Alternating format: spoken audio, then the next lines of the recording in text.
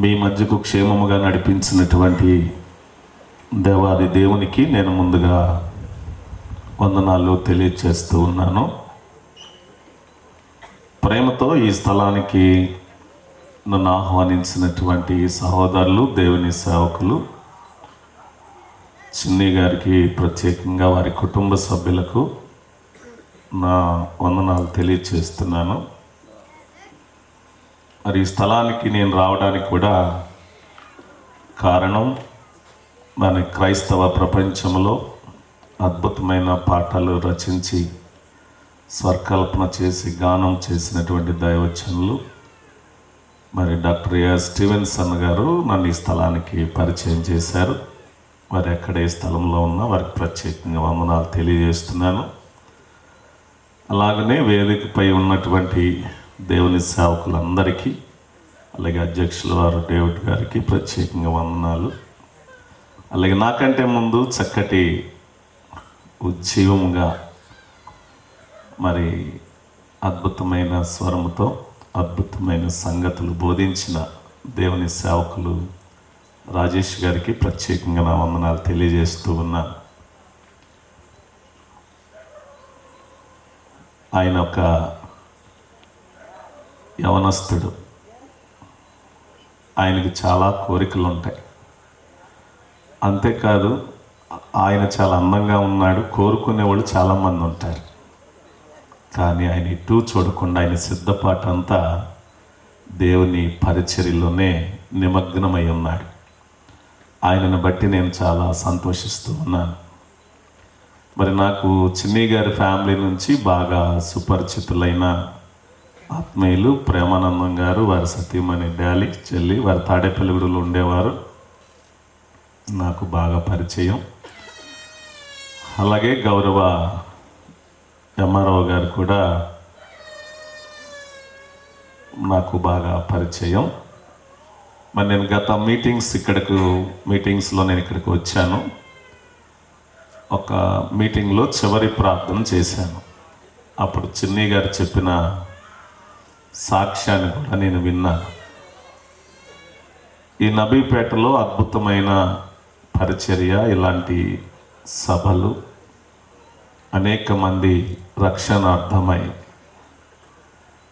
నశించిపోకుండా విలువైన ఆత్మలను విలువైన రాజ్యానికి, విలువైన స్థలానికి నడిపించాలని మరి చిన్ని గారి యొక్క ఆశ, ఆయన కోరిక. అలాంటి వారు ప్రోత్సహించి ఇంత ఖర్చు పెట్టి సభలు ఏర్పాటు చేసేటప్పుడు దానికి మనము చాలా సహకారులుగా ఉంటూ ఇలాంటి పరిచర్యలో దేవునిని గూర్చిన ఉన్నతమైన విలువలు నేర్చుకొని, ఉన్నతమైన స్థానం ఏదో తెలుసుకొని దానికి మనము సిద్ధపడాలి, సిద్ధమవ్వాలి. మరి అలాంటి వాతావరణము కలిగిన ఈ సభకు విచ్చేసిన మీ అందరికీ కూడా ప్రత్యేకంగా నా వందనాలు తెలియజేస్తూ ఉన్నాను. మరి ఈరోజు మరణిస్తామని తెలుసు, మరణానికి తర్వాత జీవితం ఉంది, ఇంకా ఏదో ఉందనేటువంటి సత్యం చాలామంది తెలుసుకోలేకపోతున్నారని రాజేష్ గారి ద్వారా అద్భుతమైన మాటలు మనం విన్నాం. పరిశుద్ధపరచబడాలి అని, ప్రత్యేకించబడాలి అని, పరీక్షించబడాలి అని, పరిశీలించబడాలి అని, పరిపక్వత కలిగి ఉండాలని, అప్పుడే మనం పరలోక రాజ్యాన్ని సంపాదించుకుంటామని చక్కని మాటలు మనం విన్నాం. సో చాలా కాలాతీతం అవుతా ఉంది. నేను కూడా కొద్ది నిమిషాలు దేవుని మాటలు, దేవుడు నా హృదయంలో ఉంచిన మాటలు మీకు తెలియచేయాలని ఇష్టపడుతున్నాను. చిన్న ప్రార్థన చేసుకొని దేవుని వాక్యాన్ని ప్రారంభించుకుందాం. సర్వ సృష్టికి కారణభూతుడైన మా పరమ తండ్రి, నీ ఘనమైన నామానికి వందనాలు. నీ దీన సేవకుడిగా నీ పరిశుద్ధ పాదాల చెంత నిలబడి ఉన్నాను. నీ శ్రేష్టమైన జ్ఞానమునివ్వండి, మధురమైన స్వరమునివ్వండి. చేరి ఉన్న ఇక్కడ కూడి ఉన్న నీ బిడ్డలకు మాకు ఏది అవసరమో నీ పరిశుద్ధ లేఖనములో నుండి నీ దివ్యమైన సంగతులు మాకు నేర్పించండి. నా నోట నుండి వచ్చి ప్రతి మాట మా హృదయాలకు హత్తుకోవడానికి సహాయం చేయమని వాక్యమును చేత పట్టుకొని హృదయములో చేర్చుకొని గ్రహింపు కలిగి సంతోషముతో, సమాధానముతో, సంతృప్తితో మా గృహాలకు వెళ్ళే భాగ్యాన్ని మాకు దయచేయమని యేసు పరిశుద్ధ నామమును బట్టి బ్రతిమాలి మిక్కిలి వేడుకొనుచున్నాము తండ్రి, ఆమేన్. ఆమోసు గ్రంథము 4వ అధ్యాయము 12వ వచనాన్ని చదువుకుందాం.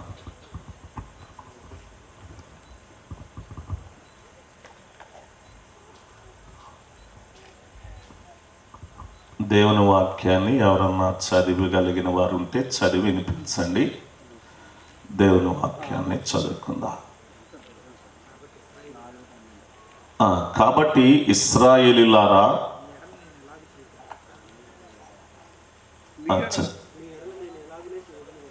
మీ ఎడల నేను ఇలాగునే చేయుదును గనక ఇశ్రాయేలీయులారా, మీ దేవుని సన్నిధిని కనబడుటకై సిద్ధపడండి. చాలు. ఆమోసు గ్రంథములో ఈ మాటను మనం చదువుకొని ఉన్నాం.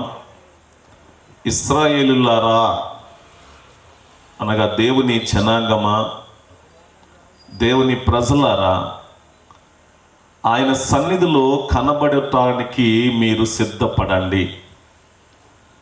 ఇక్కడికి వచ్చినటువంటి వారిలో ఎంతమంది కనబడతాం దేవుని సన్నిధిలో? ఇక్కడంటే కనబడుతున్నాం, బాగానే ఉంది. ఇక్కడే కాదు, ఈ యొక్క భూలోకంలో మన ఊపిరి ఉన్నంత వరకు ఎక్కడో చోట ఏదో సమయంలో ఎవరో ఒకరికి కనబడతానే ఉంటాం. మరి ఇక్కడ ఎత్తబడినప్పుడు అక్కడ కనబడతామా లేదనేది ఈరోజు మనం ప్రశ్న వేసుకోవాలి. ఆయన రాజ్యములో కనబడతాము అనేటువంటి నిరీక్షణ, అలాంటి విశ్వాసం మనలో ఉందా లేదనేటువంటిది కూడా మనము ప్రశ్నించుకోవాలి. చూడండి, మనిషికి ప్రతీది డౌటే. అనుమానం ముందు పుట్టి తర్వాత మనం పుట్టాం. కొంతమంది వ్యక్తులను అంటారు, అతనికి చాలా అనుమానం ఎక్కువరా, ఈ అబ్బాయికి అనుమానం ఎక్కువ, లేదంటే పలానా వాళ్ళ ఆవిడికి భార్యకు అనుమానం ఎక్కువ, అని తినేస్తుందిరా పట్టుకొని, నిద్ర ఉంచట్లేదురా అని చెప్పుకుంటూ ఉంటాం. కానీ ప్రతి మనిషికి ప్రతి సందర్భంలో ఏదో ఒక సమయంలో అనుమానం అనేటువంటిది ఖచ్చితంగా ఉంటుంది. మనం పరలోక రాజ్యము చేరతామా లేదనేటువంటిది మన మీద మనకే అనుమానం. ఇక్కడ కూర్చున్న వారిలో చాలా మంది ఆయన సన్నిధిలో కనపడతామా లేదనేటువంటిది చాలా సందేహంగా మిగిలిపోయేటువంటి సందర్భం ఉంది.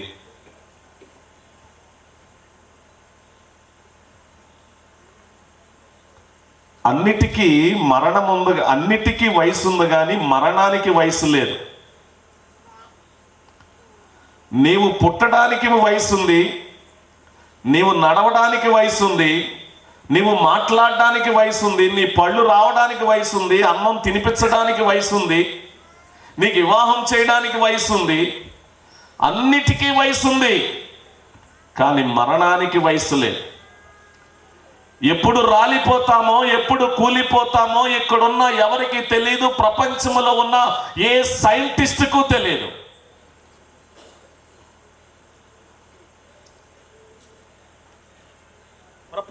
ప్రపంచ దేశాలలో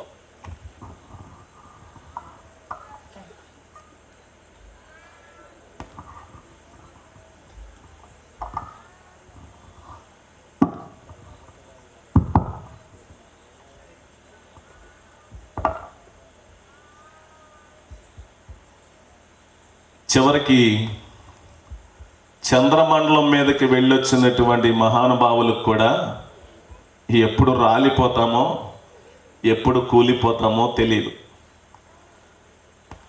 అలా తెలిస్తే కల్పన చావ్లా ఆమె బ్రతికే ఉండేది.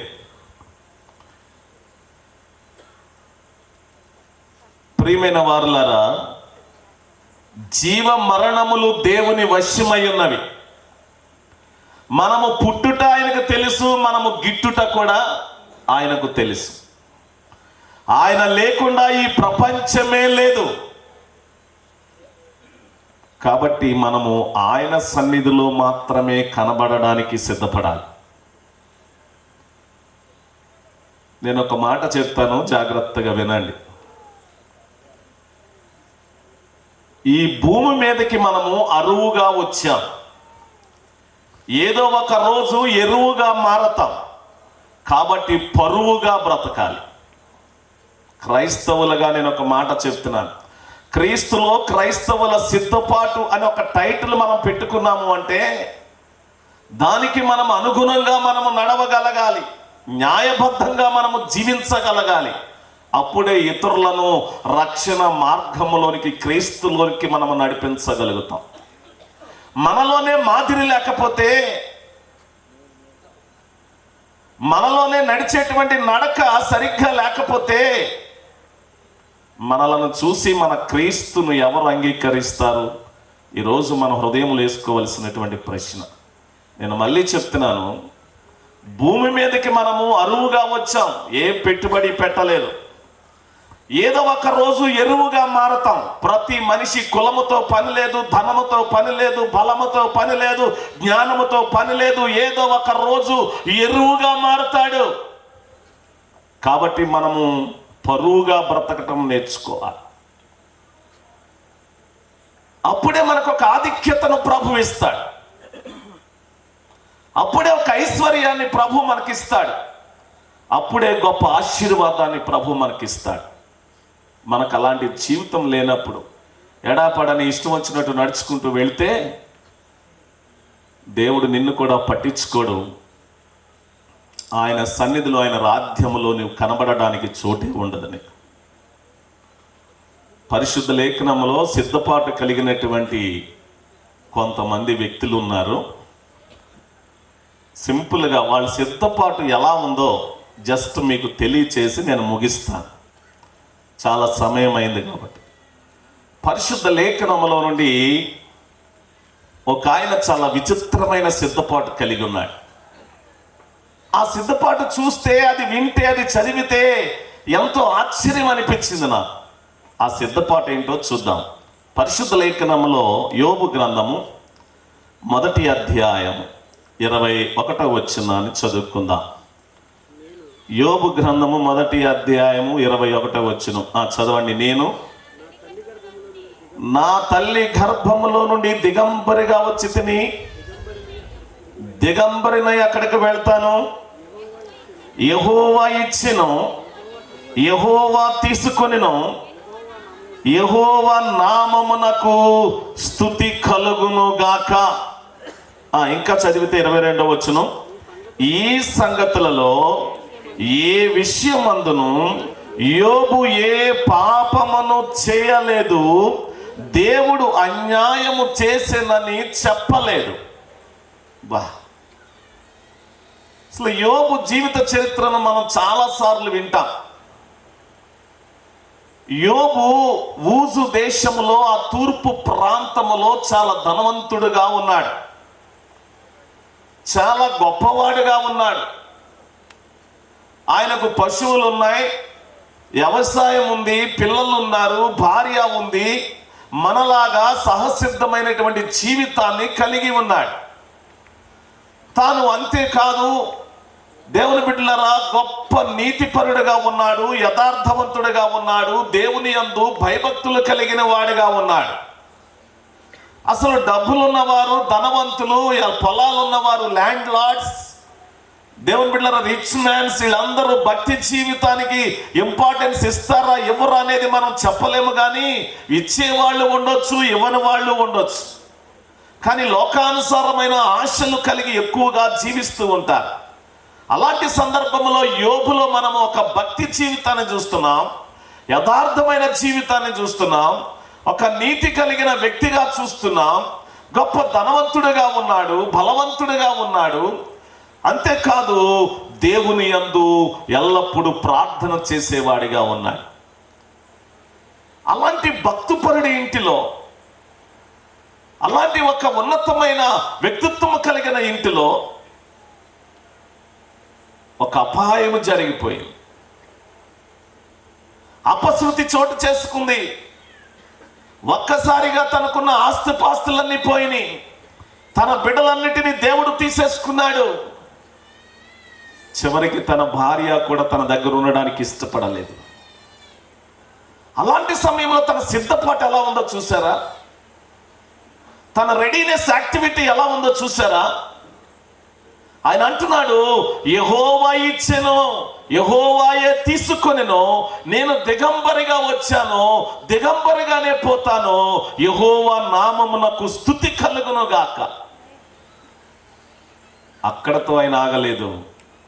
ఆయనకు కలిగిన ఇబ్బందులను బట్టి, నష్టాన్ని బట్టి ఏ పాపమును చేయలేదంట. దేవుని నామమునకు మహిమ కలుగును గాక. దేవుడు నాకు అన్యాయము చేశానని ఎక్కడ చెప్పలేదంట. చిన్ని గారు పెట్టిన మీటింగ్ వచ్చాం, వెళ్ళేటప్పుడు ఏ రాయో తగిలింది అనుకోండి, ఎంతమందికి చెప్తావు? ఒకవేళ ఈరోజే నీకు ఇంటికి వెళ్ళిన తర్వాత తెల్లారేటప్పటికి జ్వరం వచ్చింది అనుకో, ఆయన మీటింగ్ పెట్టాడమ్మా, వెళ్ళాను, జ్వరం వచ్చేసింది అని అందరికీ చెప్తా. ఏ చిన్న ఇబ్బంది కలిగినా ఎవరి దగ్గరికి వెళ్ళావు, ఎక్కడికి వెళ్ళావు, ఏం చేశావో, ఎందుకు వచ్చిందో పోసగుచ్చినట్టు అందరికీ చెప్తావు.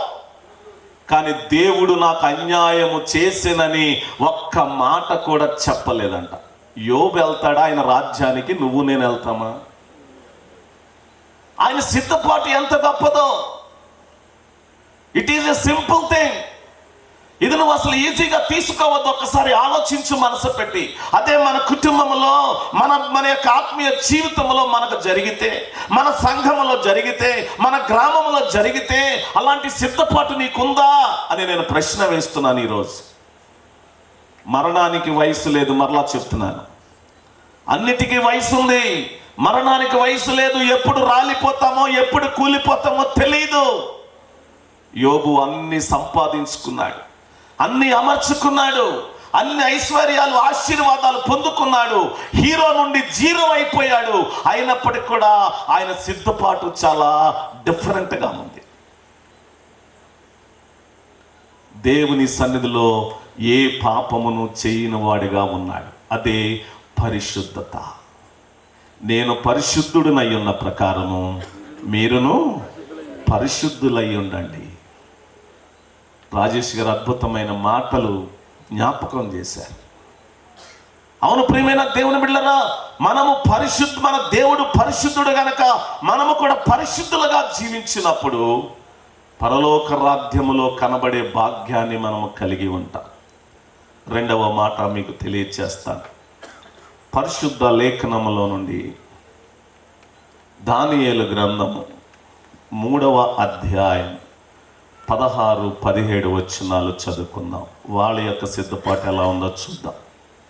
దానియేలు గ్రంథం 3వ అధ్యాయము చదవగలిగిన వారు నాకు బైబిల్ చదివి సహాయం చేయండి. షడ్రకును, మెషాకును, అబేద్నెగోయు రాజుతో ఇలాగు చెప్పిరి, నెబుకద్నెజరు ఇందును గూర్చి నీకు ప్రత్యుత్తరం ఇవ్వాలన్న చింత మాకు లేదు. మేము సేవించుచున్న దేవుడు మండుచున్న వేడిమి గల ఈ అగ్ని గుండములో నుండి మమ్మను తప్పించి రక్షించుటకు సమర్థుడు, మరియు నీ వశమున పడకుండా ఆయన మమ్మను రక్షించును. ఒకవేళ ఆయన రక్షింపకపోయినను రాజా నీ దేవతలను మేము పూజించమనియు నీవు నిలవబెట్టించిన బంగారు ప్రతిమకు నమస్కరింపమనియు తెలుసుకొనము. అద్భుతమైన సిద్ధపాటు. మనం చేయగలమా? మనం ఎటు గాలేస్తే అటు వీగిపోతా ఉంటాం. ఏ ఎండకు ఆ గొడుగు పడతాం మనం సర్వసాధారణంగా. ఎక్కడేసే మంత్రం అక్కడ వేస్తాం, ఎక్కడ చేసే తంత్రం అక్కడ చేస్తూ ఉంటాం. రేపు వచ్చే సమ్మర్లో మనకి ఎలక్షన్ రాబోతూ ఉంది. ఎవరు ఎటు మారతారో తెలియనటువంటి పరిస్థితి. మనమే ఎక్కడ గురించో చెప్పుకోవట్లా, ఇక్కడ మన ముందు మన ప్రాంగణంలో ఉన్నవాడు మనమే. నోటు పట్టుకొని తిరిగితే, నోట్లు పట్టుకొని తిరిగారు అనుకోండి, ఏం చేస్తాం మనం? చెప్పాలి. వద్దనే వాళ్ళు ఎంతమంది ఉన్నారు? చెయ్యొద్దండి. ఇక్కడ దేవుని సన్నిధిలో ఉన్నాం, అబద్ధం ఆడొద్దు, నిజాయితీగా చెప్పండి, తప్పేం లేదు. ఎవరు ఎత్తలేకపోయాం ధైర్యంగా. దేవుడు మనలను, దేవుని బిడ్డలారా, పరిశీలిస్తాడు, మనలను పరీక్ష చేస్తాడు దేవుడు. గుర్తుపెట్టుకోండి. మీ ముందుకు ఒక పచ్చ నోటు పట్టుకొని వచ్చేసాడు అనుకోండి ఆయన, మనం తీసుకుంటాం. మా ఊర్లో మా ఊడు ఇంకా రాలేదండి, వాటర్ లిస్టులో పేరుంది, అది కూడా ఇవ్వండి, కావాలంటే లిస్ట్ చూపిస్తాను, నెంబర్ చూపిస్తాను, స్లిప్ తెస్తానని దెబ్బలాడతా వాళ్ళ మీద. వీళ్ళు వెళ్ళిపోతే అక్కడితో సరిపెడతావా? మళ్ళీ నెక్స్ట్ బ్యాచ్ కోసం ఎదురు చూస్తూ ఉంటాం. వాళ్ళు ఎక్కడున్నారు, ఎక్కడ పంచుతున్నారు? ఇంకా పరలోక రాజ్యానికి వెళ్ళకపోవడానికి ఇదొక్కటి చాలు. మనం పరిశీలించుకుంటే, మన భక్తి జీవితాన్ని పరీక్షించుకుంటే ఇదొక్కటి చాలండి. ఎక్కువ నువ్వు పెద్ద పాపం చేశాను, మూట కట్టుకున్నాను అని అనవసరంలా. స్టువర్ట్పురం సుధాకర్ గారు పాట కట్టాడు. ఎన్నో పాపములు చేసి మూట కడితిని, ఎన్నో దోషములు చేసి దోషినైతిని. ఎన్నో పాపములు చేసి మూట కడితిని, ఎన్నో దోషములు చేసి దోషినైతిని. బంధము తెంచెను బ్రతికించెను నన్ను, బంధము తెంచెను బ్రతికించెను నన్ను. ఎంత మధురము యేసుని ప్రేమ, ఎంత మధురము నా క్రీస్తుని ప్రేమ.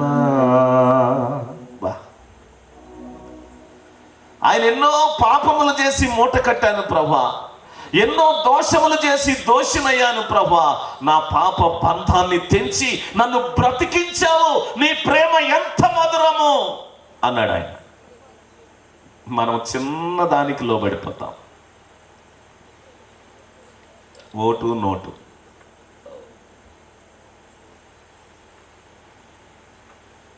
పరీక్షలు వస్తాయి, పరిశీలన ఉంటుంది మన మీద. మనకు కొన్ని పరీక్షలు వస్తాయి, ఆ పరీక్షల్లో నెగ్గాలి మనం. మీకు మాట చెప్తాను, జాగ్రత్తగా వినండి. పాఠశాల పాఠము నేర్పి పరీక్ష పెడుతుంది, జీవితం పరీక్ష పెట్టి పాఠము నేర్చుకుంటుంది. మళ్ళీ చెప్తున్నాను వినండి. పాఠశాల పాఠము నేర్పి పరీక్ష పెడుతుంది, జీవితం పరీక్షలు గెలిచి పాఠాలు నేర్చుకుంటుంది. ప్రియమైన దేవుని బిడ్డలారా, మనము క్రైస్తవులుగా మనము సిద్ధపడి ఉండాలంటే షడ్రకు మెషకు అబేద్నెగోలు ఏ రకమైన సిద్ధపాటును కలిగి ఉన్నారో చూడండి. ఒక గొప్ప రాజు పిలిచాడు, నెబుకద్నెజర్ రాజు పిలిచి, ఇదిగో 7 అంతలు చేసి అగ్నిగుండములో మిమ్మల్ని తోసేస్తాను అన్నాడు. వేసేస్తానని అంత ఏమీ నీట్గా చెప్పలా, నాటుగా చెప్పాడు, చాలా నాటుగా చెప్పాడు. 7 అంతలు వేడి చేస్తాను, మలమల మాడిపోయేటువంటి క్షణాలు మీకు దగ్గర పడినాయి, ఖబర్దార్ అన్నాడు. అంతే. అంటే వాళ్ళు చాలా సింపుల్గా ఏమన్నారు తెలుసా మన భాషలో? అబ్బాయి రాజా, నీకంత సీన్ లేదురా అన్నారు. ఒకసారి వాళ్ళని బట్టి చప్పట్లు కొడదామా? నీకంత సీన్ లేదు రాజా అని చెప్పారు. ఎందుకో తెలుసా? మేము చావడానికైనా సిద్ధమే, మా దేవుడు రక్షించడానికి సమర్థుడు. ఒకవేళ రక్షించలేకపోయినా నీ ప్రతిమకు మాత్రం మేము మొక్కం, నీ వెంబడి మాత్రం మేము రాము, నీవు చెప్పింది మాత్రం మేము చేయం. అంటే నా క్రీస్తులోని, నా దేవునిలోని నేను ఉంటాను తప్ప నీతో నేను రాను అని చెప్పి మరొక చక్కటి సిద్ధపాటును కలిగి ఉన్నారు. ఈ రోజున అలాంటి సిద్ధపాటు నీకుందా అని నేను మనవి చేస్తున్నాను. ఆకాశము నుండి దేవుడు నరులను పరిశీలిస్తున్నాడు. జాగ్రత్త. మనలను పరిశీలించేటువంటి దేవుడు. కొన్నిసార్లు పరీక్షలు పెట్టే దేవుడు. ఆ పరీక్షలలో మనము గెలవాలి, పరిశీలనలో మనము నిలవాలి. అప్పుడే పరలోక రాజ్యములో మనము కనబడతామనే సత్యాన్ని మీకు తెలియజేస్తూ ఉన్నాను.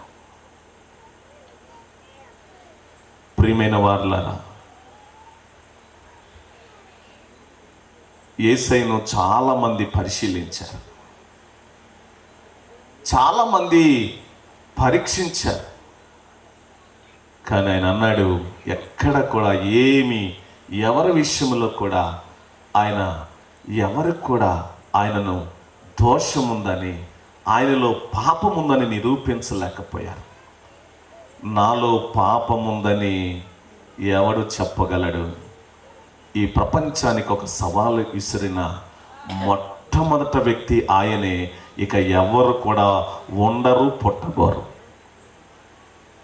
అలాంటి గొప్ప దేవుడు మన దేవుడు. షడ్రకు, మెషకు, అబేద్నెగోలు ఒక రాజుకి ఛాలెంజ్ విసిరారు. అగ్నిగుండాన్ని ఆఫ్టరల్గా తీసుకున్నారు.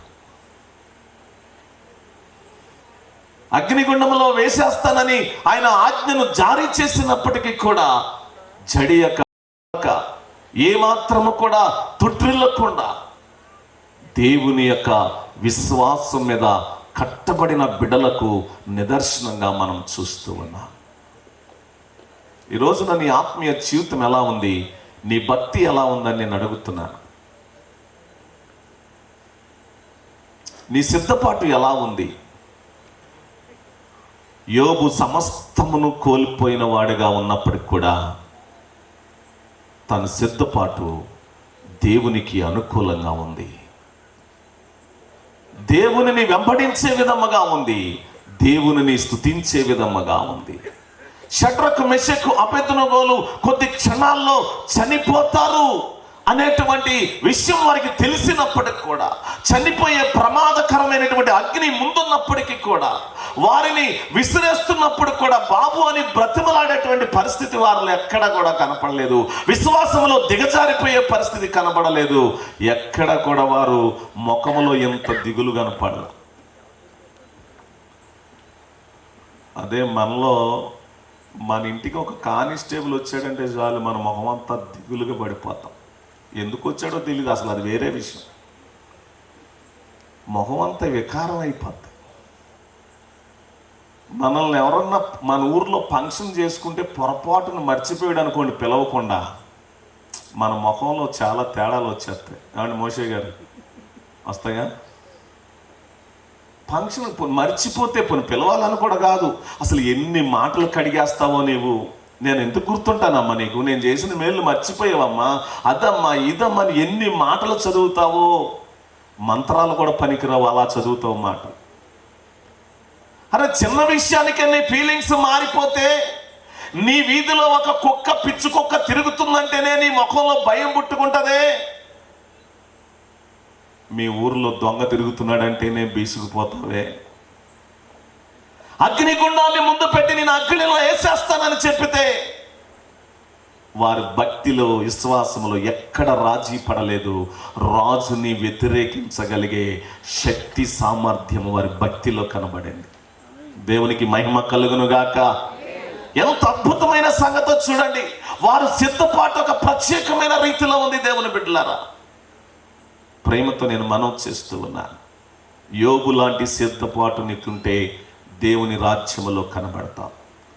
షడ్రకు, మెషకు, అబేద్నెగో లాంటి సిద్ధపాటు నీలో ఉంటే దేవుని రాజ్యములో నువ్వు కనబడతావు. లేదా అడ్రస్ లేకుండా మెడ్రాస్ పోతావు అంతే. ఇంకెవరు కనుగొనలేనటువంటి పరిస్థితి ఉంది. ప్రియమైన వారులారా, ప్రేమతో నేను మనవి చేస్తూ ఉన్నాను. దేవుడు యోబు యొక్క సిద్ధపాటును చూచి మొదట ఆశీర్వాదించిన దానికంటే రెట్టింపు ప్రతిఫలం ఆశీర్వాదాలు ఇచ్చాడు. షడ్రకు మెషకు అబేద్నెగోలను ముగ్గురినే అగ్నిగుండంలోకి విసిరితే నాలుగవ వాని రూపము, దేవుని రూపము అగ్నిగుండంలో వారితో పాటు తిరుగుతూ ఉంటే ఆ నెబుకద్నెజరు రాజు చూసి గడగడలాడిపోయారు. వీరు పూజిస్తున్నటువంటి దేవుడే గొప్పవాడు అని ఒప్పుకునేటట్టుగా వారి భక్తిని చేశారు.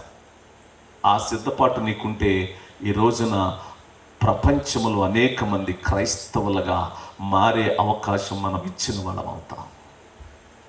నిన్ను బట్టి కదా నా నామము అన్యజనుల మధ్య దూషించబడుతుంది. మనము సరిగ్గా లేకపోతే మనము దూషించబడతాం, మనతో పాటు మన చుట్టూ ఉన్న వారు కూడా దూషించబడతారు. అగ్ని లాంటి భక్తి నీలో ఉన్నప్పుడు అగ్నిగుండాన్ని ఆర్పగలిగే శక్తిని దేవుడు నీకు ఇస్తాడు. దేవునికి మహిమ కలుగునుగాక. ఆమేన్. యోబులో పరిశుద్ధత చూచాం. షడ్రకు మెషకు అబేద్నెగోల్లో పరీక్ష చూసాము, పరిశీలన చూసాము. మూడవదిగా నేర్చుకుందాం. చూడండి, పరిశుద్ధ లేఖనంలో రూతు గ్రంథం 1వ అధ్యాయం 16వ వచనాన్ని మనం చూద్దాం.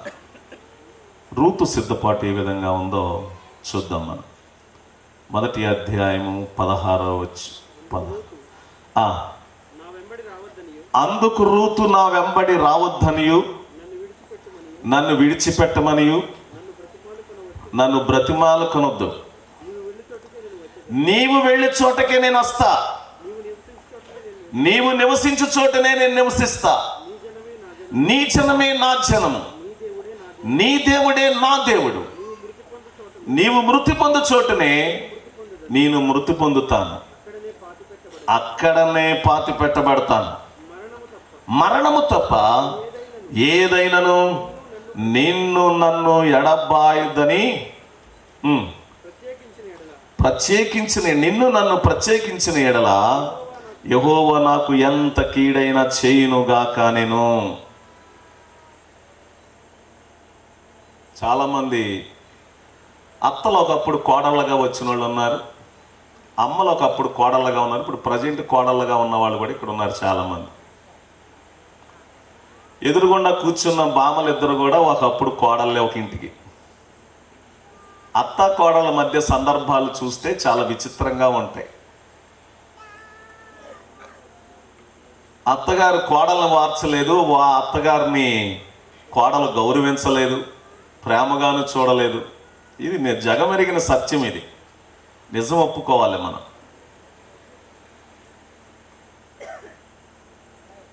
ఏ అత్తకి ఆ కోడలు పనికిరాదు, ఆ కోడలకి ఏ అత్తగారు పనికిరాదు. ఇప్పుడు కొద్దో గొప్ప ఇప్పుడు ఇక్కడ మా అమ్మ వయసు లాంటి వాళ్ళు కూర్చున్నారు. వీళ్ళ కాలంలో కొద్దో గొప్ప కష్టపడి చాలా నిష్టగా, నీతిగా, నిజాయితీగా కాపురాలు చేశారు. ఆ తర్వాత తరంలో కూడా కొద్దో గొప్ప చేశారు. ఇప్పుడు తరం ఉంది కదా, పెళ్ళిళ్ళే టెక్నాలజీ మారిపోయింది, సిస్టమ్ మారిపోయింది. అంతా కూడా పెళ్లి చూపులు కానీ రకరకాలు కానీ ఏందో వాట్సాప్లో చూసుకుంటున్నారు, ఆన్లైన్లో చూసుకుంటున్నారు, అదిగో అంటున్నారు, ఇదిగో అంటున్నారు. కరెక్ట్గా వారం రోజుల్లో పెళ్ళి అయిపోతుంది, కొంతమందికి 3 రోజుల్లో పెళ్ళి అయిపోతుంది.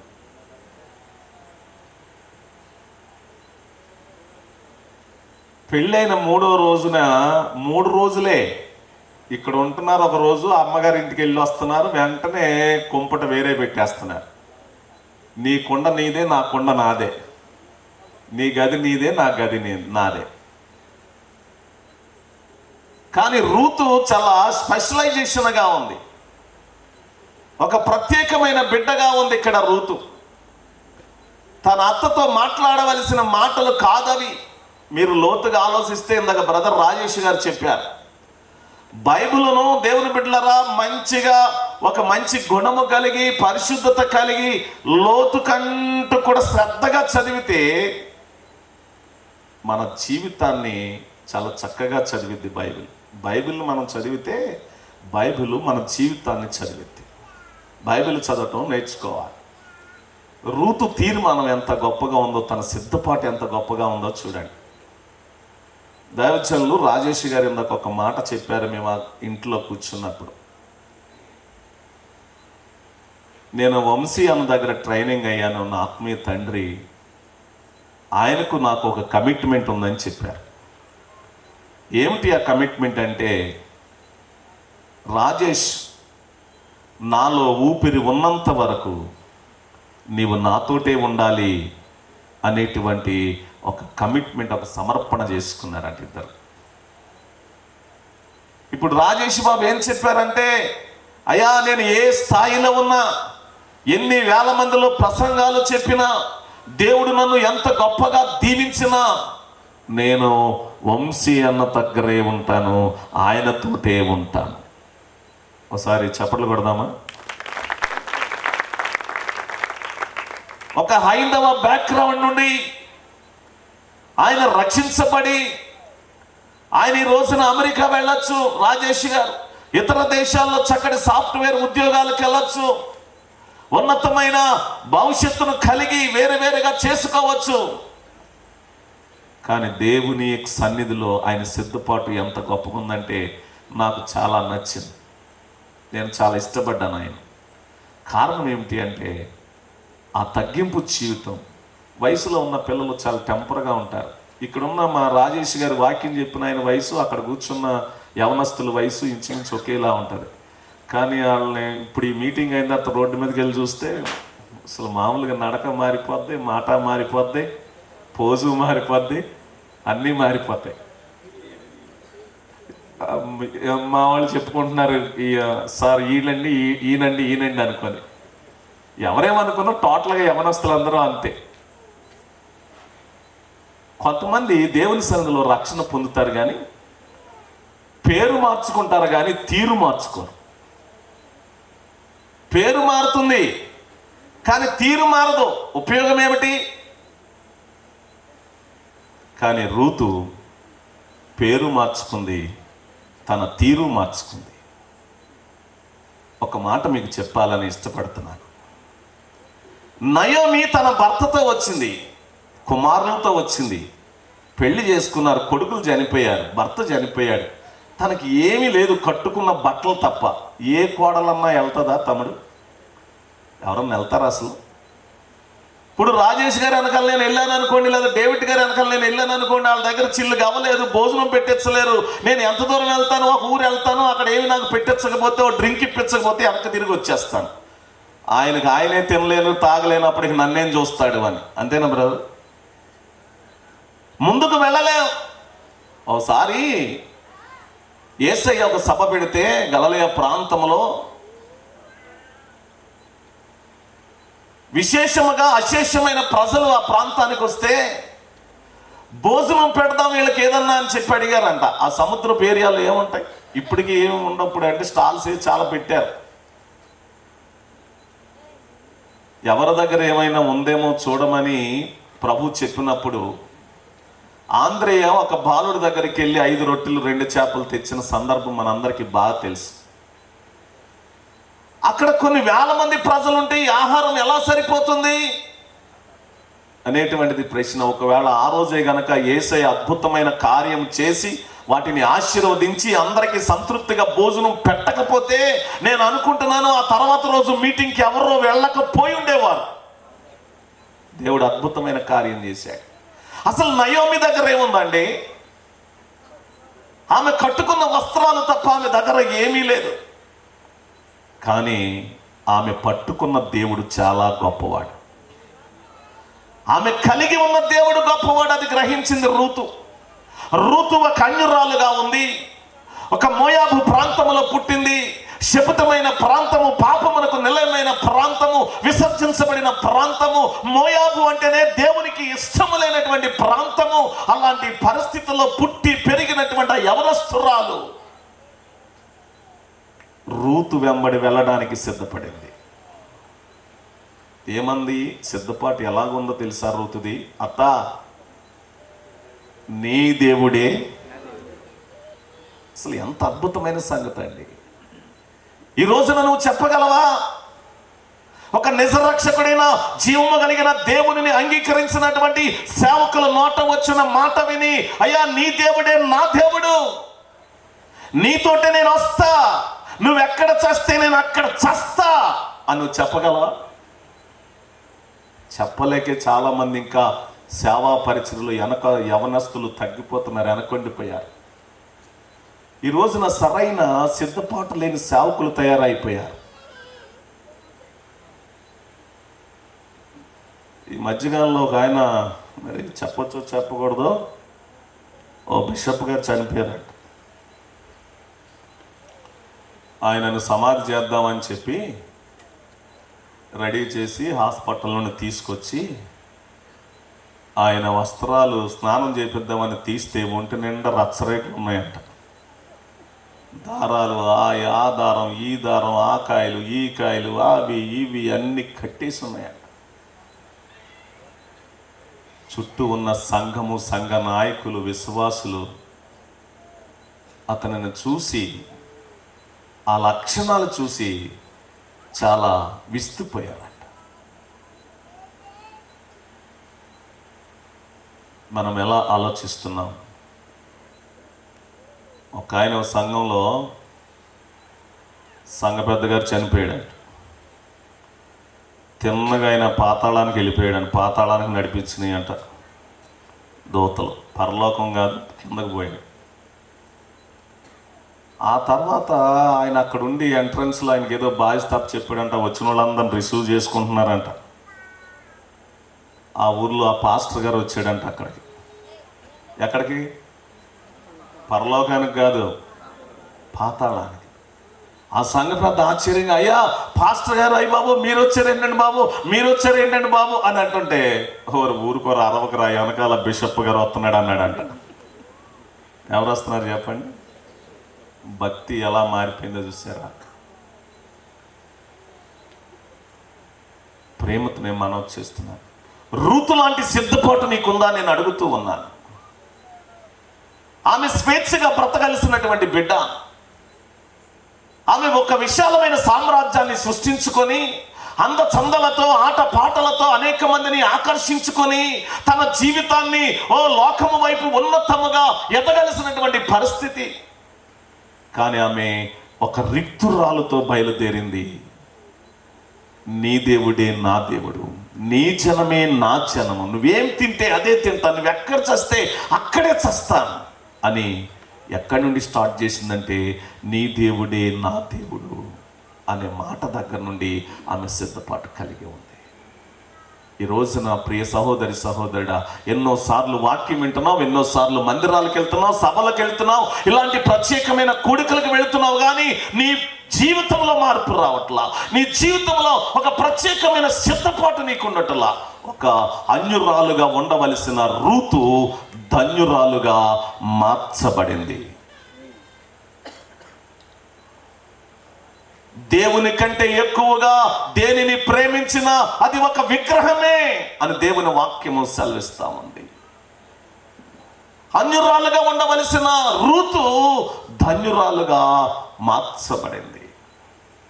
ఒక అన్యుడు దేవుని దగ్గరకు వచ్చి, దేవుని సేవకుడి దగ్గరకు వచ్చి స్వస్థత పొంది బాగుపడితే, ధన్యుడిగా ఉండాల్సినటువంటి గెహాజీ అన్యుడిగా మారిపోయాడు.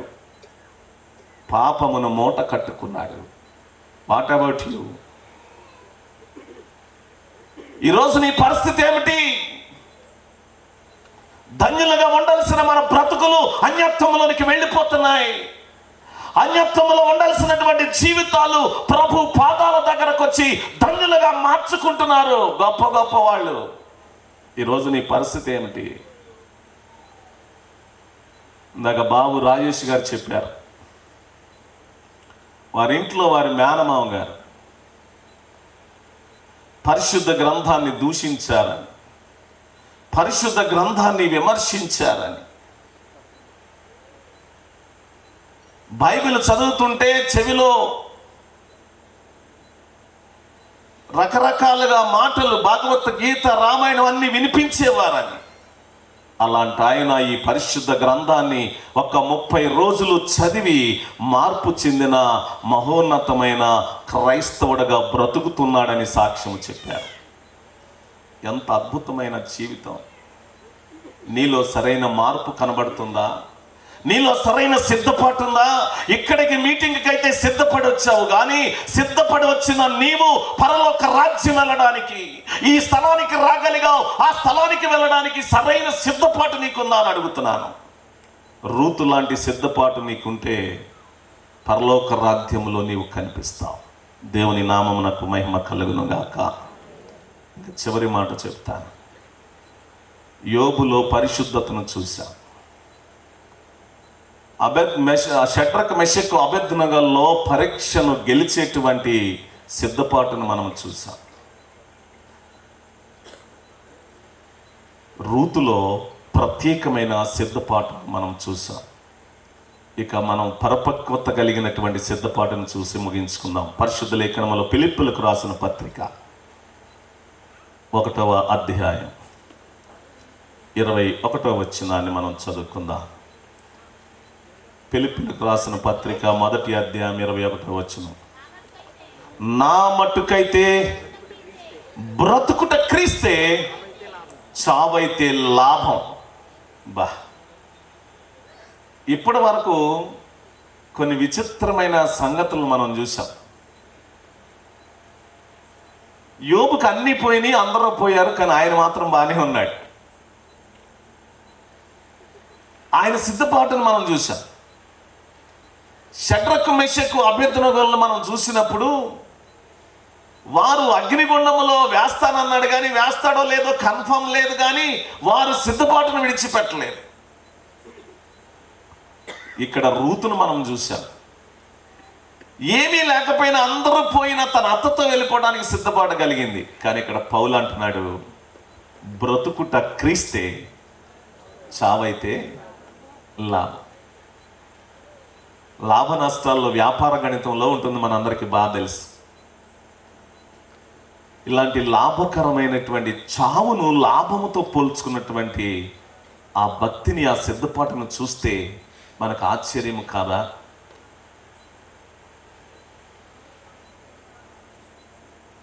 ఒక తల్లి 2 బిడ్డలను తీసుకొని ఒక బ్రిడ్జి మీద నుండి నడిచి వెళ్ళిపోతా ఉంది.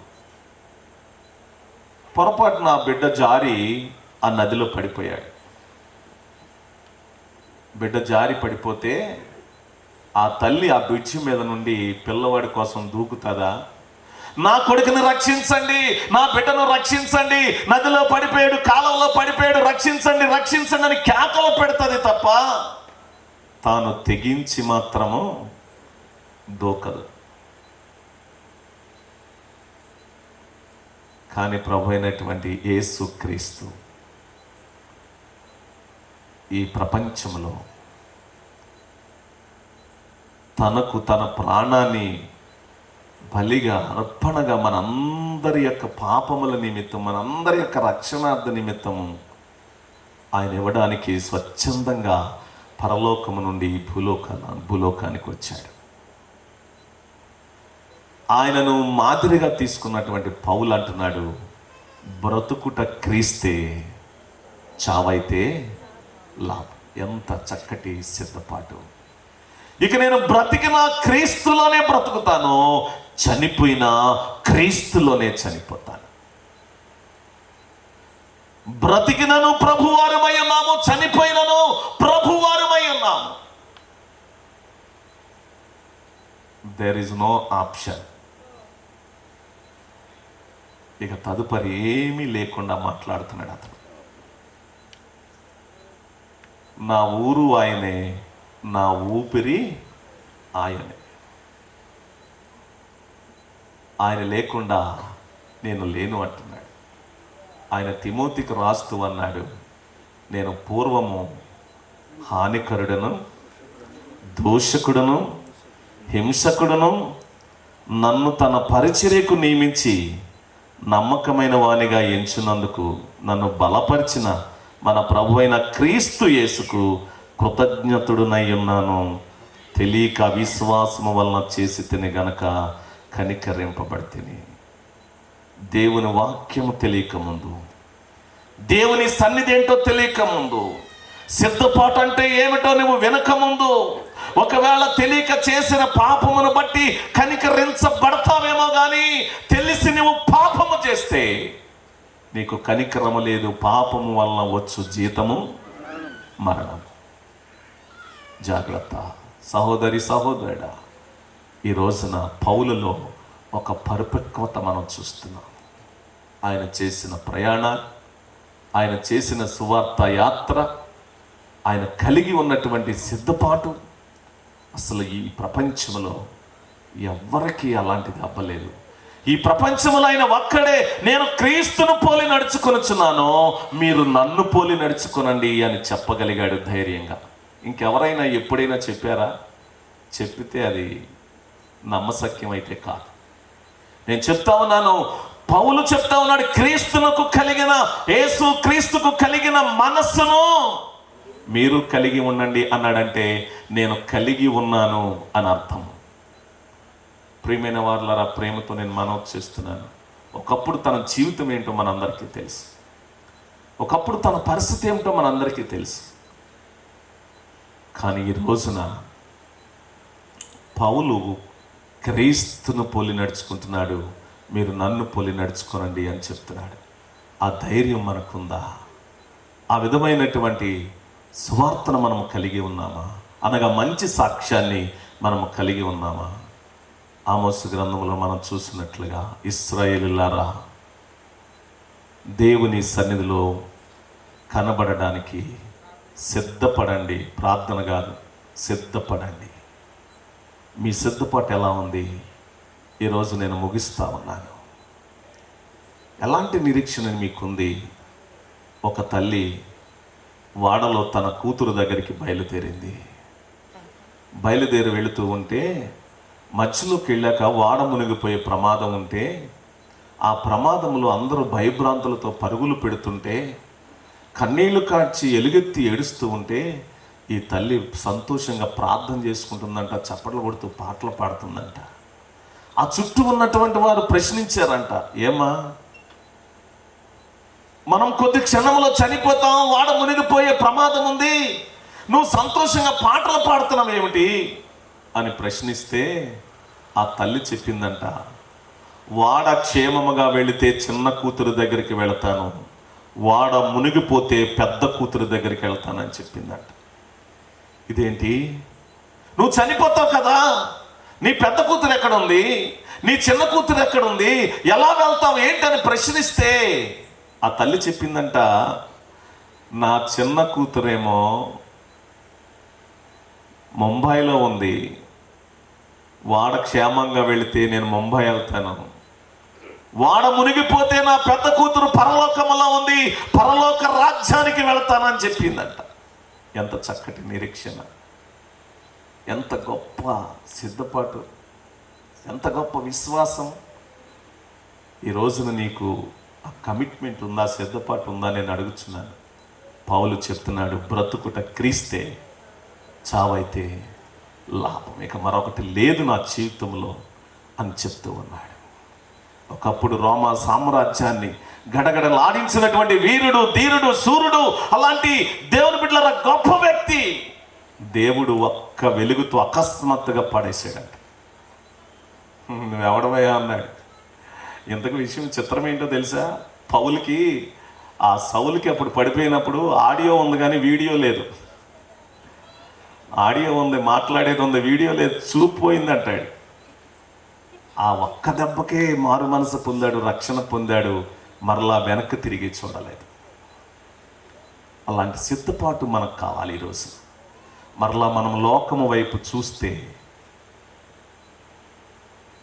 లోకము, నేత్రాస, జీవపు డమ్మం అవి తండ్రి వలన పుట్టినవి కావు, అవి శాశ్వతమైనవి కావు, అశాశ్వతమైనవి.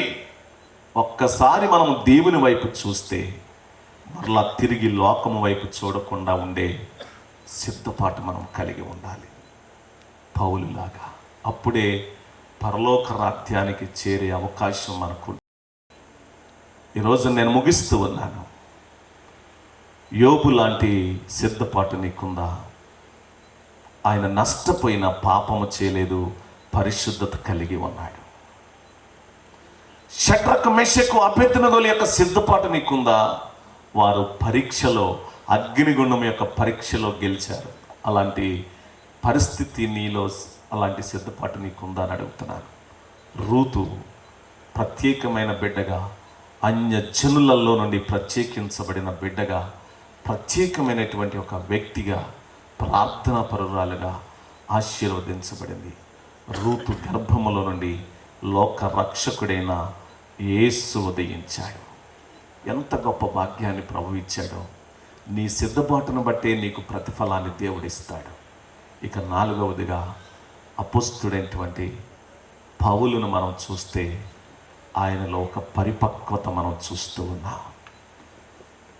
నీకు ఏ విద్యనైనా ఆయన సమర్థవంతముగా మరి ఆస్వాదించేటువంటి వ్యక్తి ఆయన.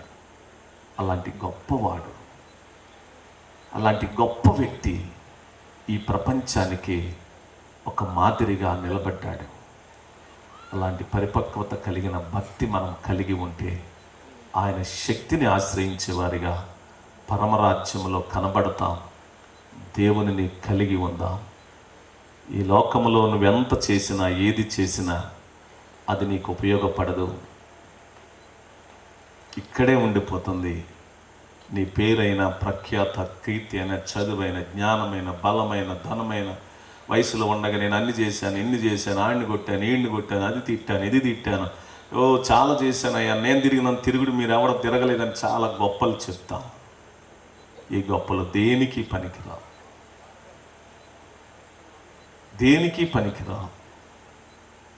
మరి ఎప్పుడైనా పనికొచ్చేది ఏదైనా ఉందంటే మరణము తర్వాతే అసలైన జీవితము. అదే క్రీస్తుతో కూడిన జీవితము, క్రీస్తు రాజ్యము.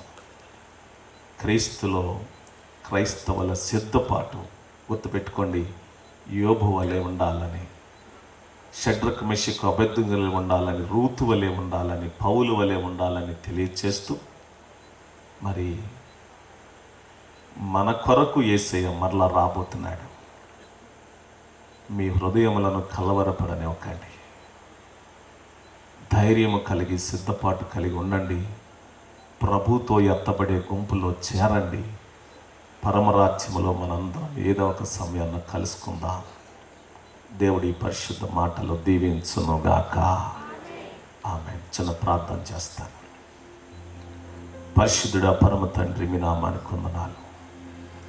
చెప్పబడిన నీ పరిశుద్ధ మాటలు బిడ్డల హృదయాల్లో నిలిచి మలిచి ఫలించేటువంటి భాగ్యము, ధన్యత దయచేయండి. నీ దాసులు ఈ సభను, ఈ ప్రత్యేకమైన కూడికను ఎందుకు ఏర్పాటు చేశారో మాకు తెలియదు, కానీ కొంతమంది అయినా నీ రాజ్యములో కనబడాలి అనే సిద్ధపాటును బిడ్డలు కలిగి ఉండడానికి సహాయం చేయమని యేసు పరిశుద్ధ నామమును బట్టి బ్రతిమాలి మిక్కిలి వేడుకొనుచున్నాము తండ్రి. Thank you. Praise the lord.